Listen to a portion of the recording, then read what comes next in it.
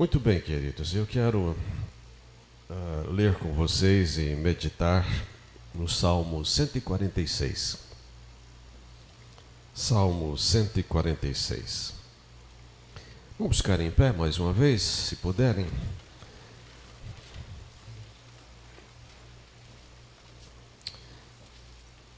Salmo 146, o salmista diz assim. Vamos ler juntos? Fica melhor? Começando. Aleluia! Louva, ó minha alma, ao Senhor. Louvarei ao Senhor durante a minha vida. Cantarei louvores ao meu Deus enquanto eu viver. Não confieis em príncipes, nem nos filhos dos homens, em quem não há salvação. Sai-lhes o espírito, e eles tornam ao pó. Nesse mesmo dia perecem todos os seus desígnios. Bem-aventurado aquele que tem o Deus de Jacó por seu auxílio, cuja esperança está no Senhor seu Deus, que fez os céus e a terra, o mar e tudo que neles há, e mantém para sempre a sua fidelidade, que faz justiça aos oprimidos e dá pão aos que têm fome. O Senhor liberta os encarcerados, o Senhor abre os olhos aos cegos, o Senhor levanta os abatidos, o Senhor ama os justos, o Senhor guarda o peregrino, ampara o órfão e a viúva, porém transtorna o caminho dos ímpios. O Senhor reina para sempre. O teu Deus, ó Sião, reina de geração em geração. Aleluia. Amém. Podem sentar, queridos.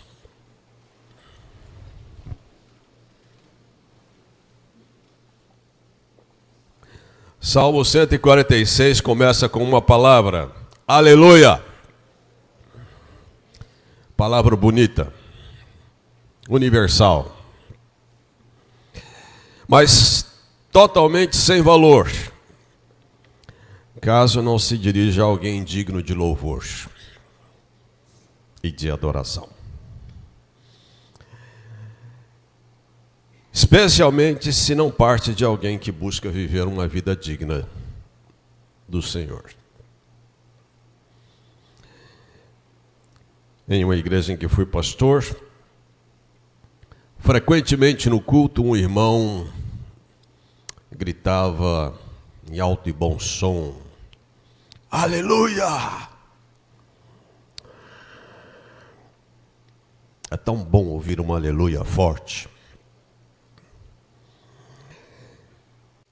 Mas um dia um filho dele chegou para mim e disse, pastor, eu fico tão revoltado quando eu escuto meu pai no culto, às vezes erguendo a voz e dizendo aleluia.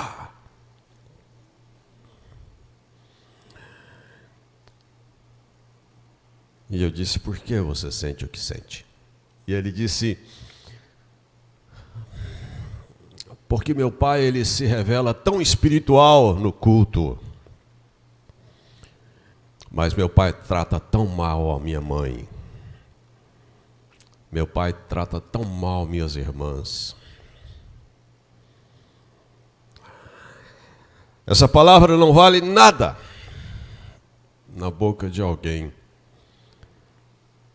que não reconhece aquele a quem ele está dizendo. Adoração. Adorar significa prostrar-se, cair com o rosto em terra. Esse é o sentido de adorar. Prostrar-se. Deus procura pessoas que se entreguem e se entreguem totalmente a Ele. Adoração não é emoção.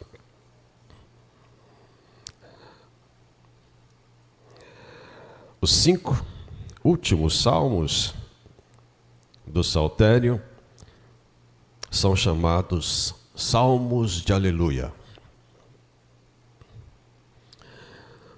Essa palavra aleluia é a junção de duas. Alelu, que significa louvai, mais IA. Aleluia. As primeiras letras da palavra Yahvé. As duas vogais Iá. Aleluia significa louvai Yahvé.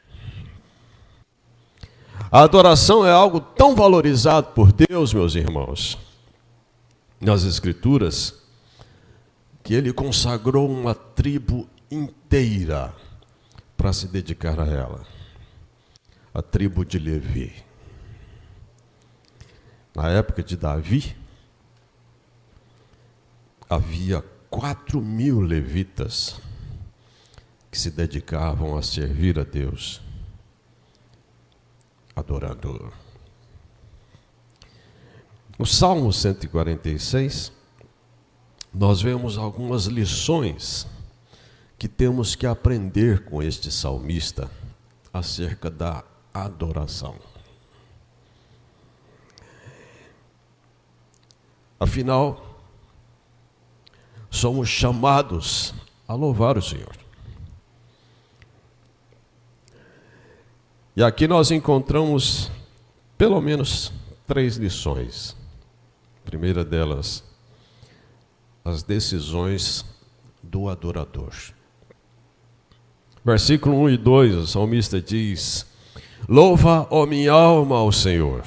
Louvarei ao Senhor durante a minha vida, cantarei louvores ao meu Deus enquanto eu viver. Há pelo menos 2 decisões que o salmista expõe de imediato nas suas palavras. Primeiro, ele ordena a sua própria alma a louvar o Senhor. Ele diz: louva, ó minha alma, ao Senhor. Ato semelhante ao que os filhos de Coré, no Salmo 42, também o fizeram.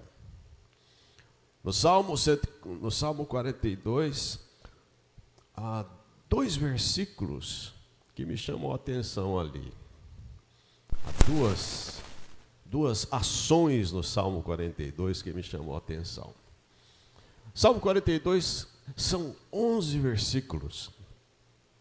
Dos 11 versículos, 9, o salmista fala com Deus.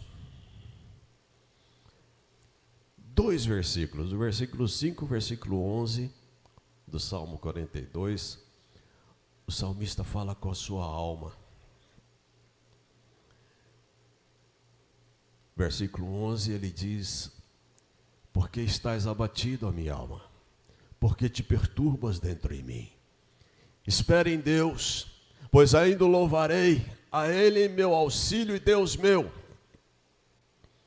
O salmista fala com a sua alma. É importante falar com Deus, mas às vezes nós precisamos falar com a nossa própria alma.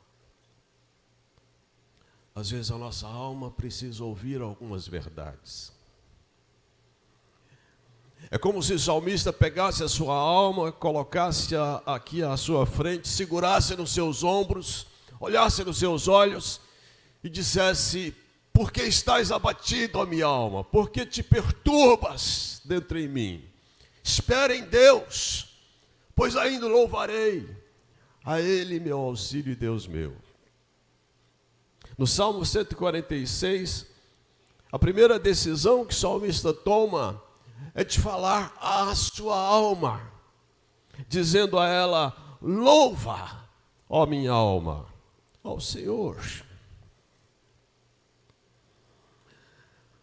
Porque às vezes a nossa alma tem dificuldades de louvar o Senhor. Adoração é uma decisão. Segunda decisão que o salmista expõe é de louvar o Senhor sempre. Nosso louvor precisa ser constante. e não um ritual momentâneo.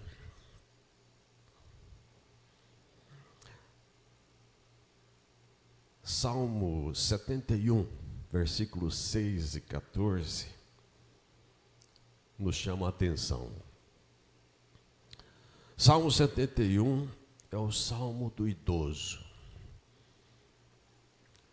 O salmista está vivendo os seus últimos anos de vida. Versículo 6 do Salmo 71, o salmista diz: em ti me tenho apoiado desde o meu nascimento. Do ventre materno tu me tiraste, tu és motivo para os meus louvores constantemente.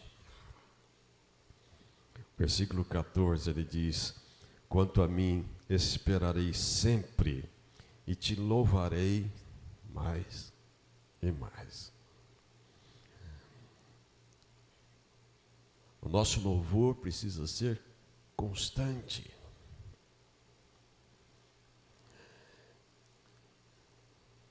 Mas isso nem sempre é fácil. Louvar a Deus no céu é fácil. Lá não tem sofrimento, não tem dor. Mas louvar a Deus aqui na terra não é tão fácil. Louvar a Deus quando a doença bate a nossa casa e aflige-nos. Louvar a Deus quando enfrentamos um desemprego. Louvar a Deus quando a nossa família vive um momento de turbulência nos relacionamentos. Não é fácil. Mas o adorador sabe que ele precisa continuar louvando a Deus. Sempre. Amém, igreja? Sempre. Isso é uma decisão do salmista. Ele diz: louvarei ao Senhor durante a minha vida. Cantarei louvores ao meu Deus enquanto eu viver. Ou seja, eu não vou permitir que nada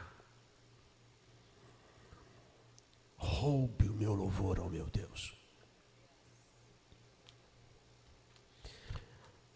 Ele decide cantar louvores, ao invés de murmurar, ao invés de desanimar, ao invés de se desesperar.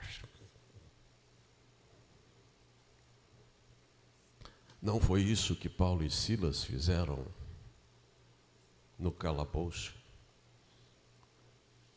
Depois de terem recebido chicotadas e estarem sangrando, depois de terem pregado o evangelho durante naquele dia, à meia-noite esses homens louvavam a Deus. E os seus companheiros de cela certamente se admiravam. Não foi isso que nossos irmãos na fé fizeram nos encontros no Coliseu Romano, em que a multidão olhava para o centro da arena e viam os cristãos de mãos dadas ou abraçados, louvando a Deus, enquanto feras famintas eram soltas e os atacavam, e a multidão ao redor olhava para aquilo e se questionavam como eles conseguem louvar a Deus num momento como esse. Primeira coisa que vemos no Salmo 146 são essas decisões sendo tomadas pelo salmista. a decisão de falar com a sua alma, de ordenar a sua alma a louvar a Deus. A decisão de louvar a Deus sempre. Segunda lição que encontramos nesse salmo são as exortações do adorador. Versículo 3 ao 5, ele diz: não confieis em príncipes, nem nos filhos dos homens, em quem não há salvação. Sai-lhes o espírito, e eles tornam ao pó. Nesse mesmo dia perecem todos os seus desígnios. Bem-aventurado aquele que tem o Deus de Jacó por seu auxílio, cuja esperança está no Senhor seu Deus. A primeira exortação que o salmista faz aqui é: coloque em Deus a sua confiança, não nas pessoas. O salmista diz que os homens são limitados, eles não podem nos salvar. Os homens têm suas limitações. Às vezes nós alimentamos expectativas erradas em relação às pessoas. Às vezes esperamos muito de pessoas sem considerar que elas podem falhar.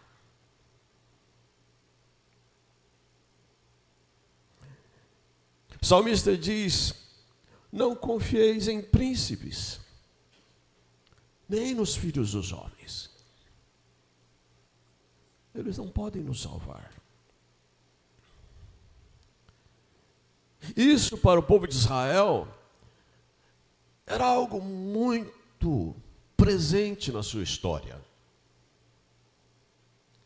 Frequentemente na história o povo de Israel estava sendo atacado, estava sendo ameaçado. Frequentemente o povo de Israel se afastava de Deus, se envolviam com deuses estranhos. Frequentemente Deus levantava profetas, homens e mulheres, para chamar esse povo ao arrependimento, para voltarem ao Senhor, para colocarem no Senhor sua confiança. Em um desses momentos, Isaías, o profeta, chama a atenção do povo. Em Isaías 31, verso 1 e 3, olha o que diz. Isaías 31, verso 1 e 3.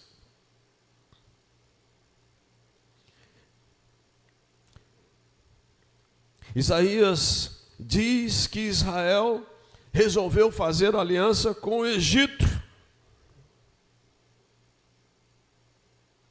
a colocar sua esperança e a sua confiança no Egito. E ele diz ao povo: ai dos que descem ao Egito em busca de socorro e se estribam em cavalos, que confiam em carros, porque são muitos, e em cavaleiros, porque são muito fortes, mas não atentam para o Santo de Israel, nem buscam ao Senhor. Versículo 3. Pois os egípcios são homens e não deuses. Os seus cavalos, carne e não espírito. Quando o Senhor estender a mão, cairão por terra, tanto o auxiliador como o ajudado, e ambos juntamente serão consumidos. O adorador chama a atenção,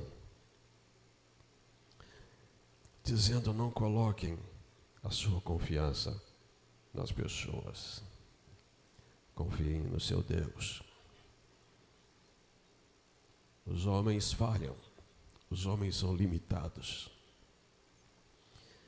O salmista também exorta, dizendo: coloque em Deus a sua esperança. Coloque em Deus a sua confiança. E coloque em Deus a sua esperança. E ele justifica isso. Ele diz: bem-aventurado aquele que tem o Deus de Jacó por seu auxílio, cuja esperança está no Senhor seu Deus. Auxílio nos lembra duas coisas, pelo menos. Nos lembra da criação da mulher, auxiliadora, aquela que está ali para apoiar, para auxiliar, para estar junto, para somar força. Auxílio também nos lembra o Espírito Santo, nosso Paráclito, aquele que está ao nosso lado, aquele que nos consola, que nos apoia, que nos fortalece.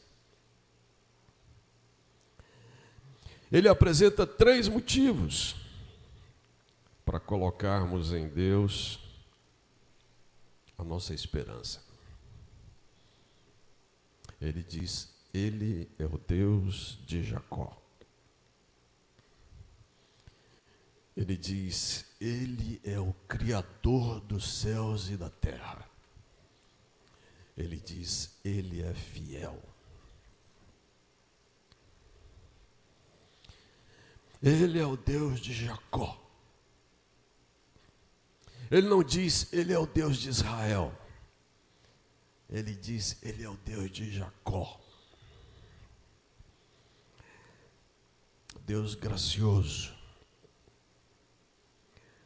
Deus da aliança.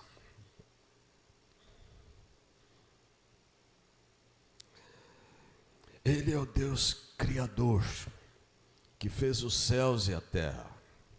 Ou seja, nosso Deus é o Deus todo-poderoso. Você pode confiar, você pode depositar nele a sua esperança, porque esse Deus é gracioso, como fora com Jacó, e ele é todo-poderoso, e ele é fiel à sua palavra.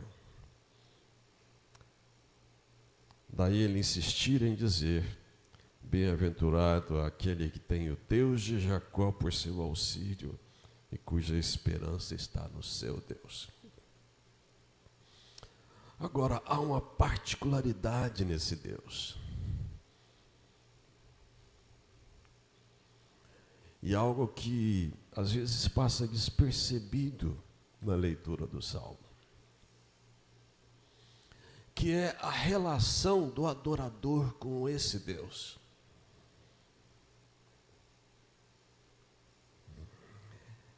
Versículo 2, quando ele fala: cantarei louvores, ele diz: eu cantarei louvores ao meu Deus.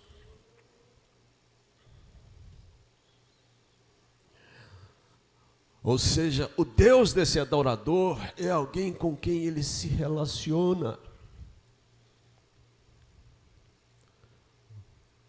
Não é o Deus de alguém, não é o Deus dos meus pais, é o meu Deus.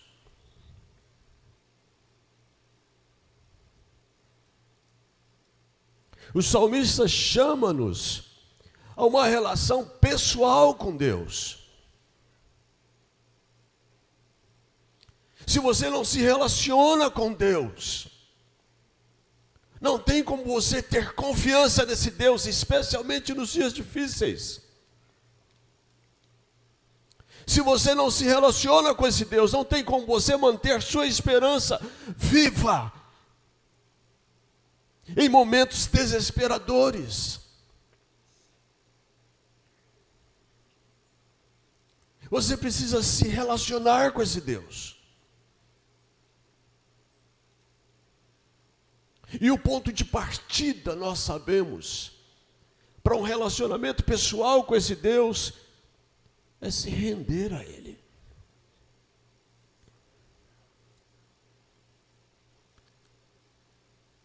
Porque enquanto você não chega para Deus,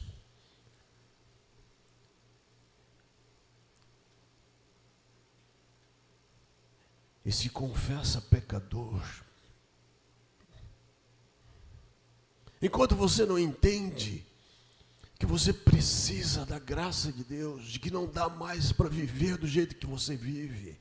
Enquanto você não chega diante de Deus e diz: Senhor, me perdoe dos meus pecados, entra na minha vida, transforma a minha vida, encha-me da tua presença.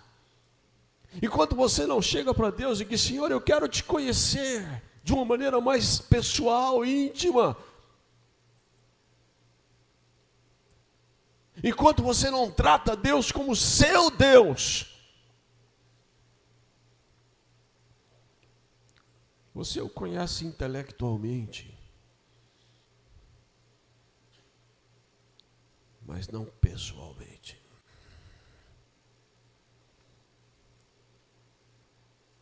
Nosso Deus é pessoal.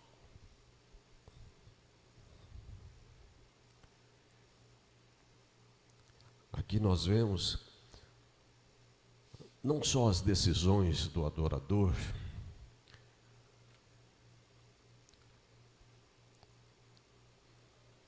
mas nós vemos os motivos do adorador. E é lindo porque ele descortina vários motivos que o levavam a adorar ao Senhor. Ele diz no verso 7 que faz justiça aos oprimidos e dá pão aos que têm fome. O Deus do salmista é um Deus justo. Ele faz justiça aos oprimidos.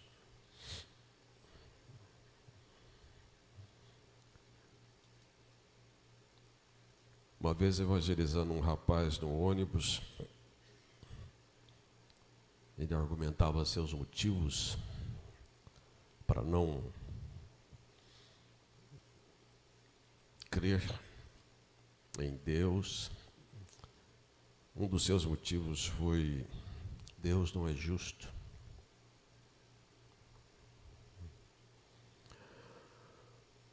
Nós olhamos para tantas injustiças que acontecem ao nosso redor, nas nossas vidas, e às vezes podemos chegar à conclusão de que Deus não é justo. A vida não é justa.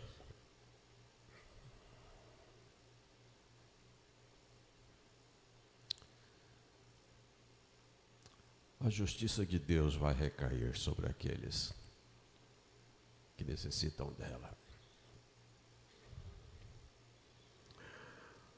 A visão desse homem, a visão desse adorador é de que seu Deus é justo. E as injustiças não passam despercebidas aos seus olhos. Na visão desse adorador, o seu Deus não é só justo, é provedor. E não é só provedor, é libertador.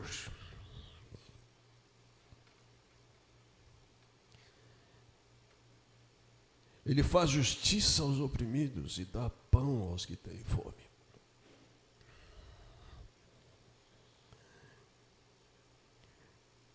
Não há prisão que Deus não possa arrebentar as correntes.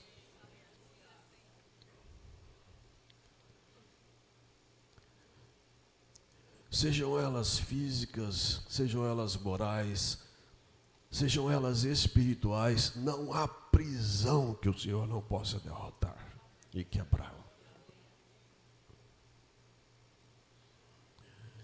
O Deus a quem você crê, o Deus das Escrituras, é um Deus que liberta os encarcerados.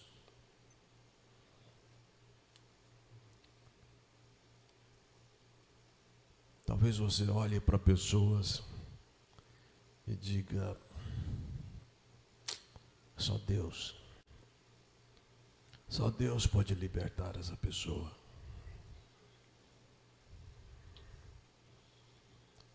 Dessa vida em que ela está. Que bom!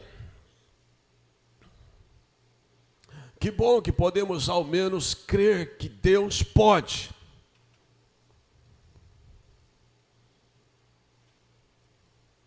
Se isso é difícil para você,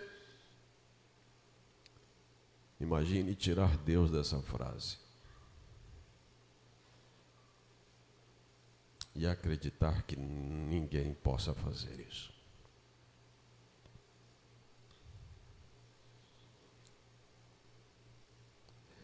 Deus pode. Deus pode libertar seu filho. Não desista de orar por ele.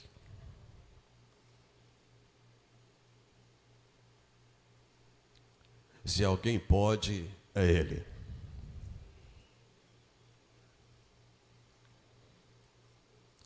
E o salmista diz que isso é motivo para adorar o Senhor. Porque Ele é justo, Ele é provedor, Ele é libertador. Ele encontra motivos para louvar a Deus, porque o seu Senhor abre os olhos aos cegos, levanta os abatidos e ama os justos, diz o versículo 8. Ele abre os olhos.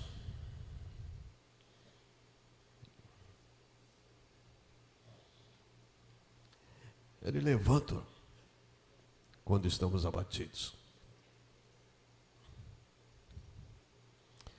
Ele ama os justos.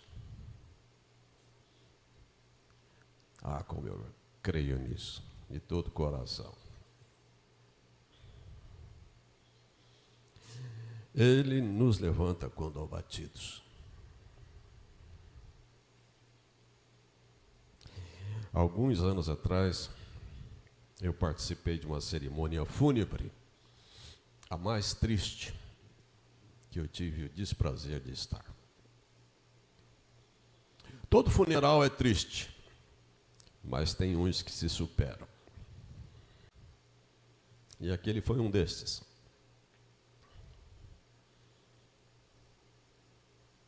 Um casal havia participado de um acampamento em uma igreja batista em Rondônia. Eu conhecia o pai do marido, o presbítero Miqueias.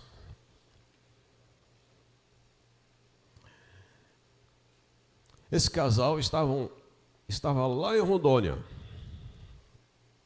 O pai estava lá em Lambari, em Minas Gerais, no sul de Minas Gerais.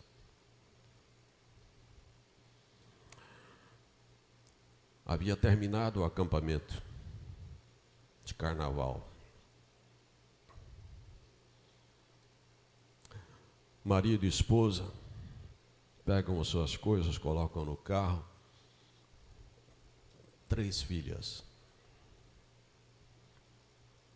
O casal entra no carro, suas 3 filhas pegam a estrada, saindo do acampamento, indo para casa. No meio do caminho, o marido olhou e viu um lago e disse para a esposa: bem, eu quase não tive tempo com as crianças nessa correria do acampamento. Eu vou parar o carro, vamos ficar um pouquinho na praia da lagoa. Aí eu brinco um pouco com elas. A esposa concordou, pararam o carro, eles desceram, começaram a ficar por ali na praia. Lá pelas tantas, o marido olhou e viu um barco. Colocou as 2 meninas dentro do carro, dentro do barco. Entrou no barco, empurrou, lagoa dentro e começou a ir. Na praia ficou a esposa e a filha maior, uma adolescente. Lá pelas tantas, barco já um pouco mais distante, as crianças ficam em pé, gritando, apavoradas. O pai também ali em pé, tentando proteger as filhas de alguma coisa. E de repente o barco vira, as crianças caem na água junto com o pai. E a última visão da esposa na praia foi do seu marido empurrar as duas meninas para o alto, enquanto ele era sugado para o fundo. Alguns disseram que talvez tivesse sido uma sucuri que estivesse na polpa do barco e, quando balançada, ela despertou do sono e começou a andar por dentro daquele barco e se enrolou nas suas pernas e o puxou para o fundo. O certo é que os três morreram ali. A esposa, apavorada, olhando aquela cena à distância, descalça, tentou dirigir o carro e voltar para o acampamento onde a igreja estava reunida e não conseguia dirigir, tal o seu pavor, seu descontrole. Então ela voltou correndo. Ela e a filha voltaram correndo para o acampamento, 3 quilômetros mais ou menos, correndo. Chegou lá com os pés ensanguentados, machucados. Chamou os irmãos correram. E enfim, lá estava eu, no funeral do filho do Miqueias. Eu estava na frente com outros pastores, família do Miqueias ali, no primeiro banco, a viúva, seus pés sobre uma cadeira, enfaixados, sua filha do lado e os 3 caixões. Terrível. E eu olhava para a esposa e pensava aqui comigo, meu Deus,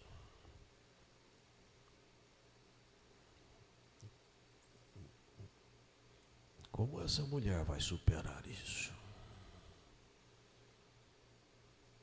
Como essa menina vai superar isso?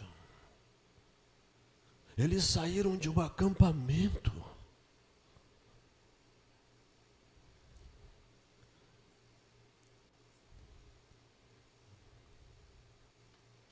Os anos passaram. Alguns anos passaram.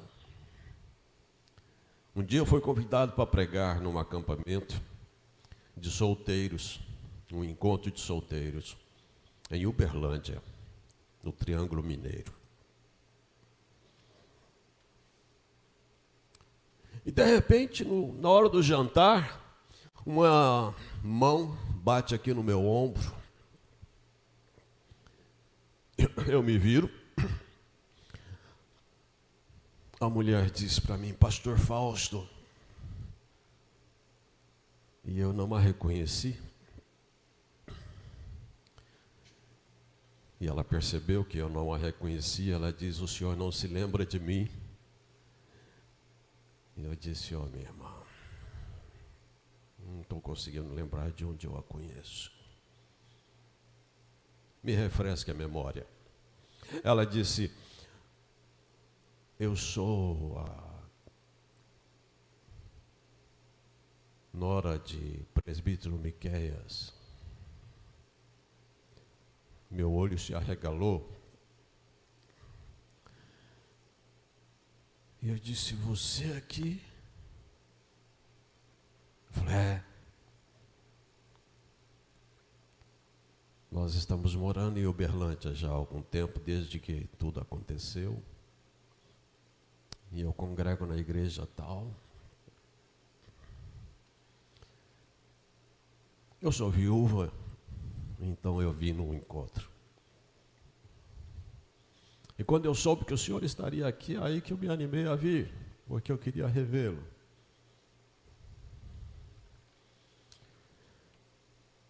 E a pergunta que eu não queria calar era, e aí?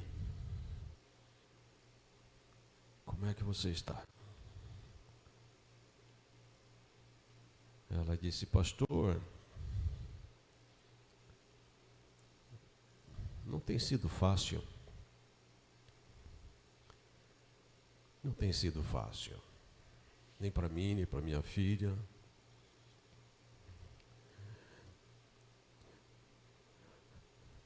Mas o Senhor tem sido a nossa força. E eu vou ser sincero com você. No dia do funeral eu achava que dificilmente eu veria um sorriso naquele rosto. Mas quando ela virou-se para mim e disse: "O Senhor tem sido a nossa força", ela falou isso com um sorriso no rosto.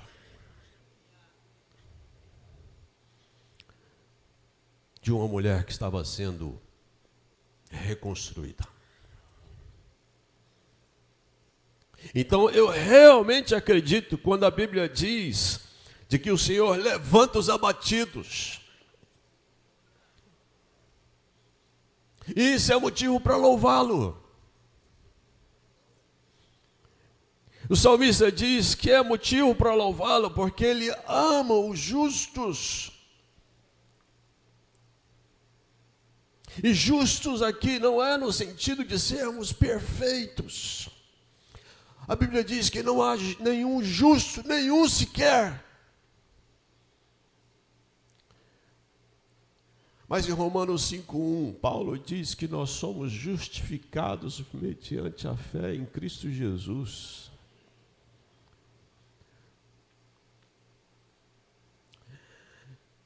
Então só há uma forma de alguém se tornar justo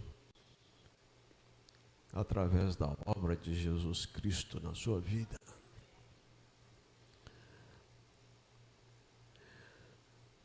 E a Bíblia diz que o Senhor ama.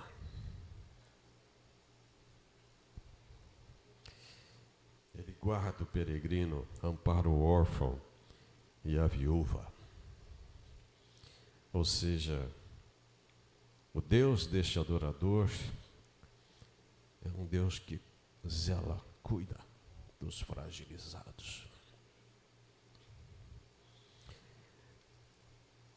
A última declaração do salmista no Salmo é: o Senhor reina para sempre.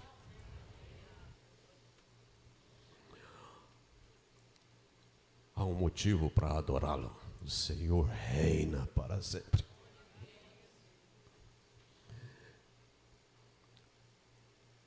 Reinos se abalam. Impérios se levantam e caem.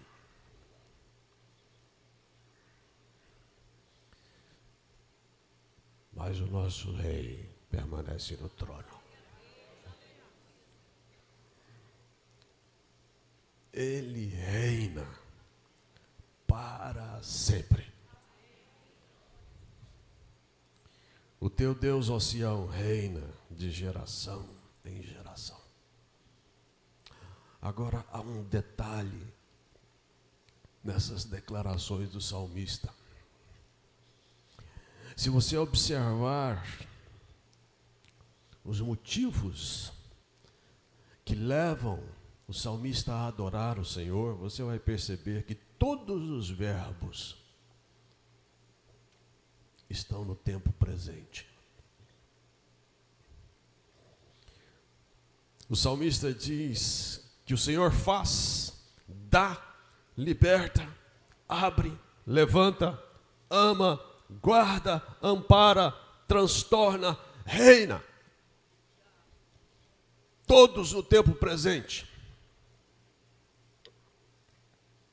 No hebraico, língua em que foi escrito o Salmo, está no presente contínuo. Ou seja,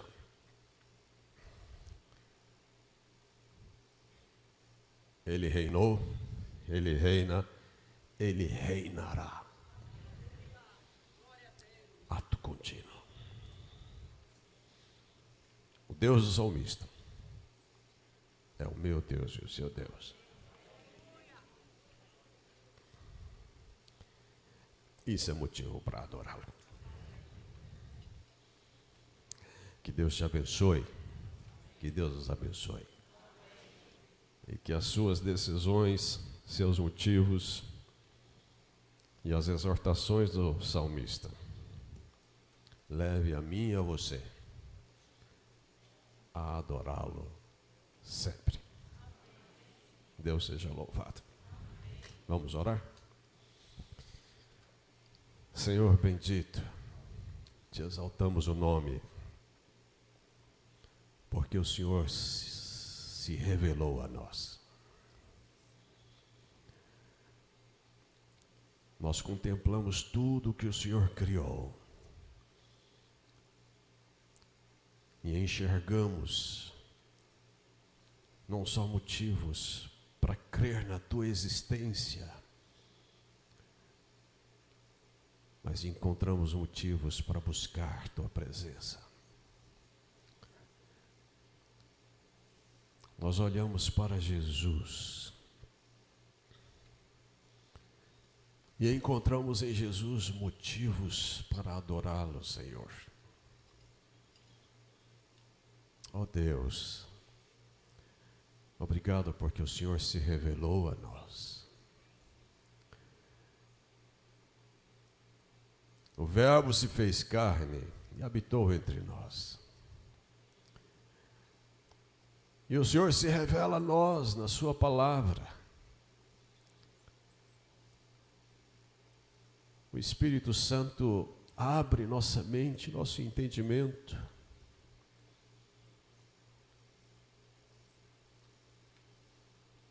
Pai, louvado seja o teu nome. Pelo que o Senhor fez, pelo que o Senhor tem feito, pelo que o Senhor fará. Louvado seja o teu nome, Senhor. Obrigado pelo cuidado teu conosco. Vivemos dias tão difíceis. E às vezes, olhando ao nosso derredor, o nosso coração às vezes se atemoriza. Mas, ó Deus, nós continuamos confiando no Senhor. Continuamos afirmando, Senhor, que cremos no Senhor. Continuamos colocando em Ti a nossa confiança e a nossa esperança, porque o Senhor é o nosso Deus. Eu oro por cada um dos meus irmãos aqui nessa manhã, Senhor, e oro para que o Senhor esteja fortalecendo a nossa fé, nosso compromisso contigo. Ó Deus, que o teu Espírito traga consolo, Senhor, àqueles que estão vivendo momentos dolorosos. Que o Senhor trate as feridas, que o Senhor cure-os, que o Senhor os levante, que o Senhor anime-os e que o Senhor use as nossas vidas como adoradores que somos, porque o conhecemos, para servir ao Senhor nesses dias. Usa a minha vida, usa a vida dos meus irmãos. Abençoe nossas vidas, nossas famílias, nossa cidade, aonde o Senhor nos plantou para servir-te. Em nome de Jesus, amém. Amém, meus irmãos. Muito bem. 2 meses atrás eu estive na igreja onde o Lúziva está congregando, a Igreja Batista de Pituba, lá em Salvador. E foi muito bom rever o Lúziva, que foi membro aqui, que começou o ministério aqui. E ela está agora começando um ministério lá, né, com solteiros, divorciados e viúvos. E foi muito bom, né, estar com ela, com a igreja de Pituba.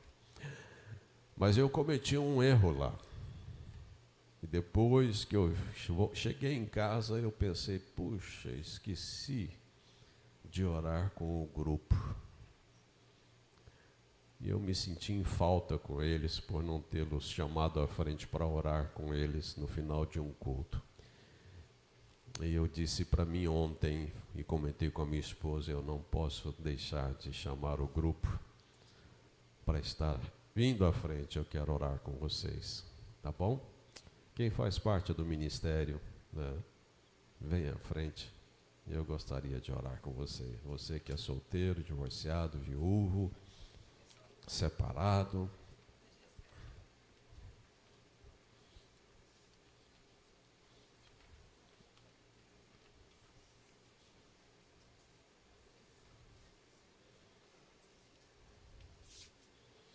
Eu me lembro a primeira vez que eu fiz isso na minha igreja, lá em Caxambu, no sul de Minas.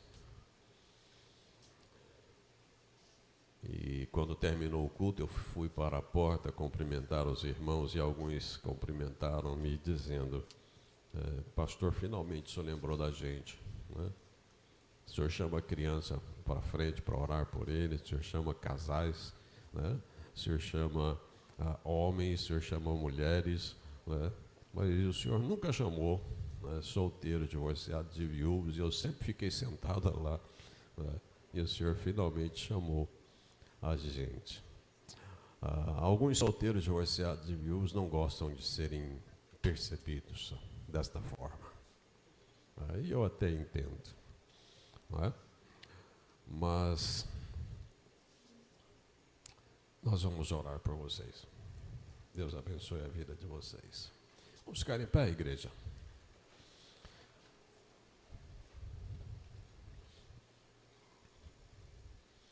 Agora eu vou te dizer uma última coisa antes de orar. Uma coisa é ser solteiro, divorciado, viúvo, separado, com Jesus no coração. É fácil? Mesmo com Jesus? Não é fácil.